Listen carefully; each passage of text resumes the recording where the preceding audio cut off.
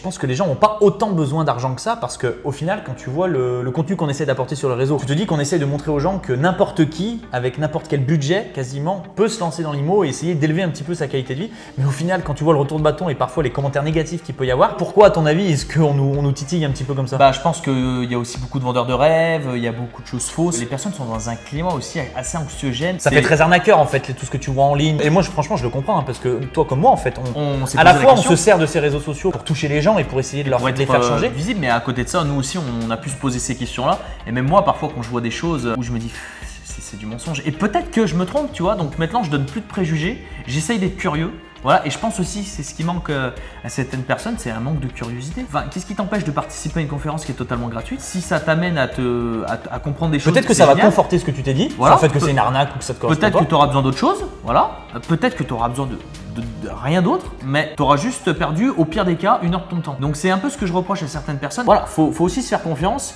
faut avoir sa propre analyse. Le cas d'une personne n'est pas ton cas à toi et…